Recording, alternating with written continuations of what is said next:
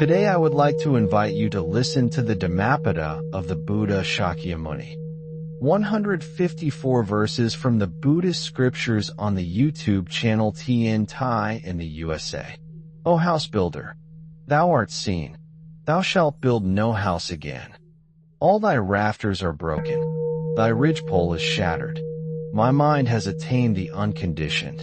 Achieved is the end of craving. The Blessed One spoke this verse to reveal the supreme truth of liberation, showing the end of craving, the cessation of suffering, and the complete insight into the nature of reality. Long ago, there was a seeker who had wandered through countless lifetimes, seeking peace and understanding, yet finding only impermanence, sorrow, and dissatisfaction. In his search, he recognized the repeated construction of the house of suffering, built again and again by craving, ignorance, and attachment. Each lifetime, each experience, each unwholesome action strengthened the house, solidifying the rafters and ridgepole of samsara. Yet through diligent practice, he began to see clearly the house builder. In meditation, he observed the arising of desire, aversion, and delusion, and recognized that these tendencies alone had created the cycle of suffering. The sorrow of repeated birth, once heavy upon his heart, became a guide, illuminating the path of insight. He understood that all conditioned things arise due to causes and conditions, and that by uprooting craving, the builder of suffering is revealed. Through mindfulness and reflection, he trained the mind to remain steady, observing the impermanent nature of all things. Sensations arose and passed. Thoughts came and went. Feelings appeared and dissolved. Yet he rested in awareness, unshaken, seeing clearly the unconditioned nature beyond the changing phenomena.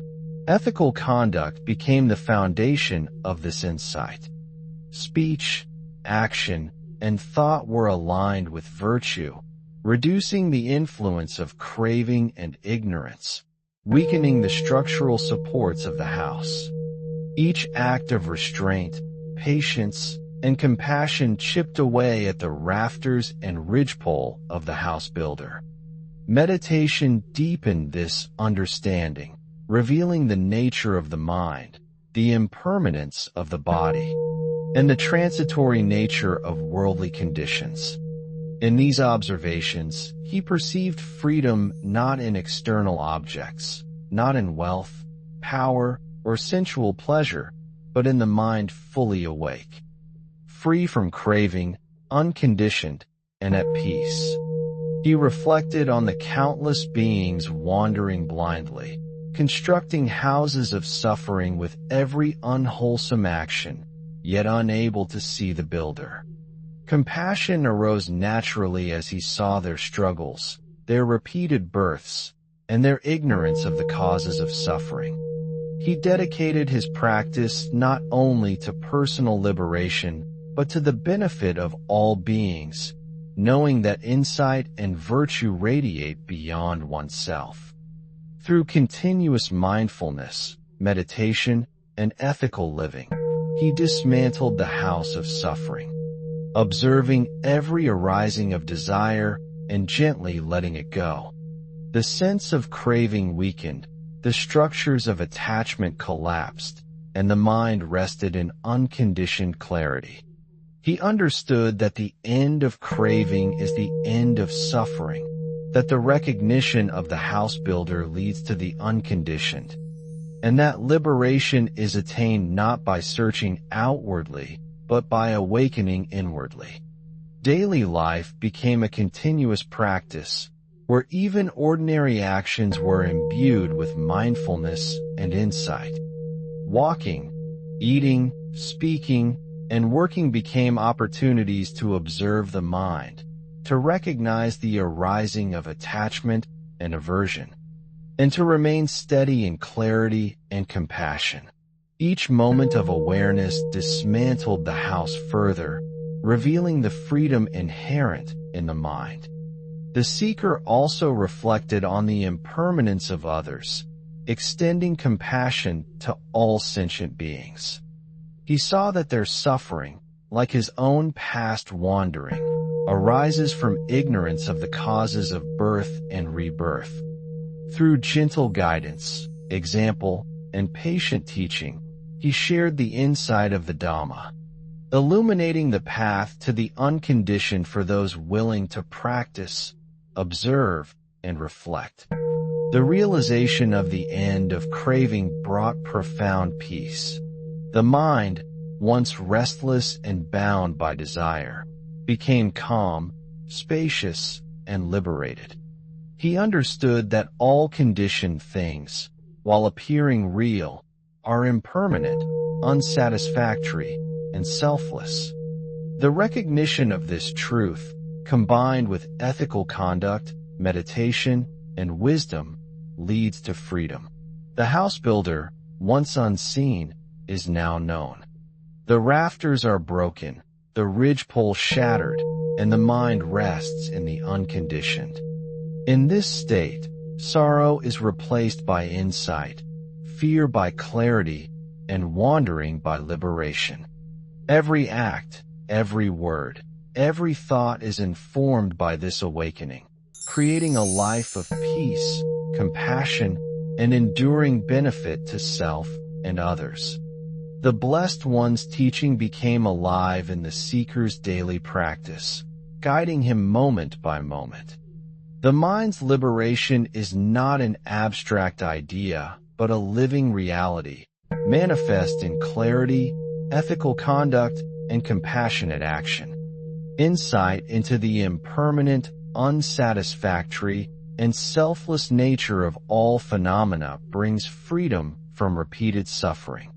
Even as the body ages, health fluctuates, and the world changes, the mind, freed from craving, remains steady, luminous, and unshaken.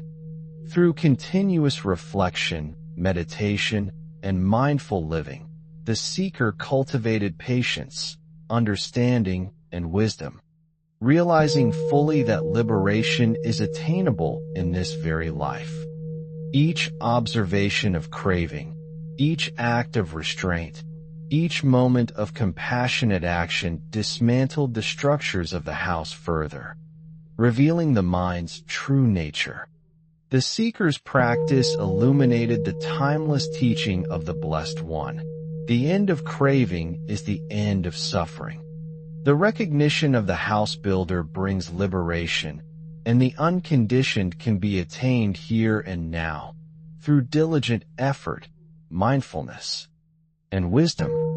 Through this realization, he inspired countless others, demonstrating that freedom is not distant, but present, accessible through the recognition of craving, ethical living, meditative practice, and the cultivation of insight. By seeing clearly, practicing steadfastly, and acting with compassion, one dismantles the house of suffering and rests in the unconditioned. As the seeker continued his contemplation on the nature of the house builder, he came to see the subtle ways in which craving had shaped not only his past lives, but the very way he experienced the present. He reflected on how desire manifests in thought, in speech, and in action, often hidden beneath the surface of ordinary awareness. Even in moments of comfort or apparent contentment, the mind subtly clings to notions of self, to the accumulation of experience, and to attachments that seem harmless, but are in truth the very rafters and ridgepoles of the house. He observed that anger and aversion, when unrecognized, act as nails, strengthening the construction of the house and binding the mind to continued wandering. Every unwholesome action, whether motivated by pride, greed, or ignorance, was a reinforcement of the structures he longed to dismantle. And yet, he also realized that these tendencies could be transformed. Just as a craftsman can unweave a fabric or reshape clay, so too could the mind, when guided by mindfulness, concentration, and insight, release these bindings and dissolve the structures of craving. He reflected on the countless beings who, though unaware, labor under the weight of their own unexamined desires. Some seek pleasure in sensual indulgence, hoping that transient satisfaction might bring lasting contentment. Others pursue power, wealth, or fame, imagining that external achievements can secure them against suffering. Yet all are subject to the impermanence of phenomena, to the decay of the body, to the inevitable separation from loved ones, and to the inevitability of death. The seeker's mind expanded with compassion as he recognized that the suffering of others arises from the same roots he himself had struggled to uproot. With this awareness, he committed himself not only to his own liberation, but to the practice of skillful means, offering guidance, example, and encouragement to those who were still wandering in ignorance. Meditation became a daily practice of witnessing the arising and passing of all phenomena, of observing craving when it appeared, and of letting go without grasping. The mind became like a calm lake, reflecting all experiences with clarity and equanimity. Ethical conduct became a shield and a guide. Words were spoken with care, actions were undertaken with mindfulness, and thoughts were cultivated to be free of malice, deceit, and harm. Through this, the foundations of the house weakened, and the awareness of the unconditioned grew stronger. Even ordinary tasks, fetching water, preparing food, walking along a path, became opportunities to practice observation, restraint, and insight. He learned that liberation is not separated from daily life, but arises within it, when each moment is infused with clarity and mindfulness. Over time, the seeker experienced moments of profound liberation. The mind no longer clung to fleeting pleasures or recoiled from temporary discomfort. The structures of the house builder, once so strong and imperceptible, began to collapse. Desire, aversion, and delusion no longer held sway. The mind rested in the unconditioned, where peace, clarity, and freedom are natural and effortless. In these moments, the teachings of the Blessed One were no longer abstract or distant. They were alive, flowing through every thought, feeling, and action. The realization dawned that liberation does not require escaping the world, but understanding it deeply, seeing clearly the causes of suffering, and practicing diligently to remove them. The sorrow of repeated birth, once heavy upon his heart, became the mirror reflecting the path to freedom. Compassion and wisdom arose together, guiding him to act for the benefit of all beings, to teach, support, and inspire others toward insight. He understood that the Dhamma is timeless and unconditioned, available to all who turn the mind inward, observe the arising of craving, and cultivate virtue, mindfulness, and wisdom. Even as the body ages and experiences change, the mind, liberated from craving, remains unshaken, luminous, and free.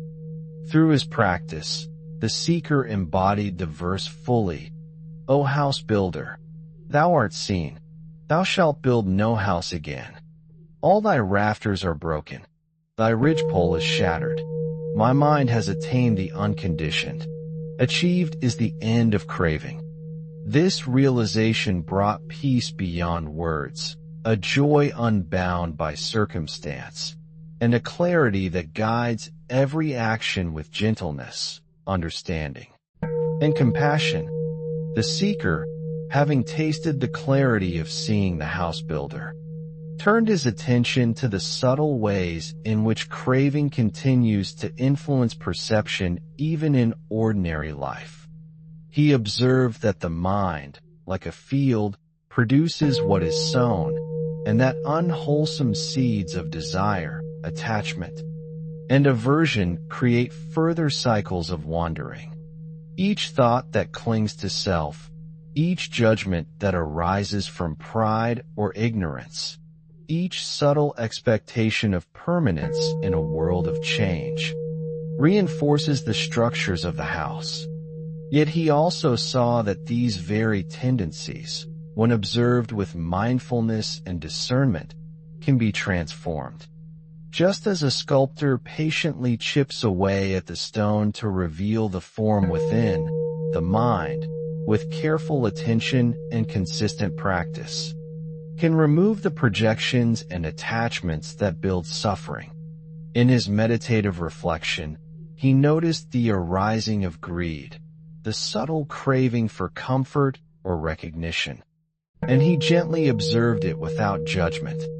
He recognized it as part of the house builder's design, a rafter of attachment that had stood for countless lifetimes, shaping the experience of existence. By seeing it clearly and letting it go, he weakened the power of the house and created space for the unconditioned to arise. The mind, once restless and entangled, gradually became calm and spacious. Awareness grew steady, like a lamp illuminating a darkened room, revealing not only the patterns of craving in himself, but also the common struggles of all sentient beings. He reflected on the countless lives of beings wandering in samsara, unaware of the structures they themselves perpetuate. Some build their houses through indulgence, others through attachment to opinion, others through clinging to worldly status or desire. Yet all share the same fundamental condition, the craving that fuels repeated birth. Compassion arose naturally from this understanding. He saw that the suffering of others, though expressed in countless ways, arises from the same roots he himself had observed, and he resolved to act with patience and kindness, offering guidance and inspiration where possible. Ethical conduct, mindfulness, and meditation became inseparable practices, each reinforcing the other. Ethical living provides the ground of stability for the mind, preventing the creation of new rafters in the house of craving. Meditation allows the mind to see clearly the arising of desire, aversion, and delusion. Reflection cultivates insight, revealing the impermanent, unsatisfactory, and selfless nature of all conditioned phenomena. Through these practices, the structures of the house builder are dismantled, moment by moment, breath by breath. The seeker also recognized that liberation is not a distant attainment, nor something to be grasped after death or in some other realm, but a direct experience available here and now. Even in the midst of daily activity, the observation of craving and its cessation allows the mind to rest in the unconditioned. Ordinary actions, preparing a meal, walking along a path, listening to others, performing simple tasks, become opportunities for mindfulness, insight, and compassion. Each moment of awareness chips away at the structures of the house. Each act of restraint and ethical conduct weakens the rafters. Each meditation strengthens the mind's clarity. Over time, the seeker's heart grew lighter, more spacious, and more compassionate. He experienced the profound peace of understanding that craving, when recognized and relinquished, no longer holds sway. The mind, free from the attachments of desire, rests in clarity and tranquility. He also saw that the teachings of the Blessed One are alive, not in abstract words, but in the practice and realization of beings who observe the mind, cultivate insight, and act with compassion. The unconditioned, once a distant concept, became a tangible reality within his experience. Sorrow no longer dominated his perception. Instead, he felt a calm and gentle joy arising from freedom itself, unbound by circumstance, untouched by loss, and unshaken by change. The verse of the Blessed One: O house builder, thou art seen, thou shalt build no house again. All thy rafters are broken, thy ridgepole is shattered. My mind has attained the unconditioned. Achieved is the end of craving, was no longer just a statement, but a lived reality, guiding every thought, every action, every breath. The seeker, through reflection, meditation, and ethical practice, came to embody the teaching fully. He understood that the mind, when freed from craving, rests in unconditioned peace, illuminating the path for self and others. The sorrow of repeated birth is transformed into insight and compassion. The structures of suffering are dismantled, and the Dhamma manifests as a living reality.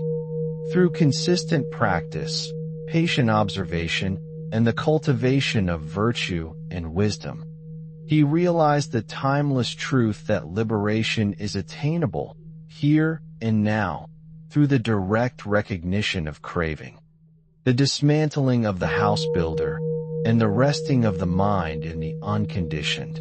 Thank you for watching my video. Namalammitpa. I wish to bring this merit towards all disciples and sentient beings, all of whom will attain Buddhahood. Remember to like, share, and subscribe to my YouTube channel. I really appreciate your time.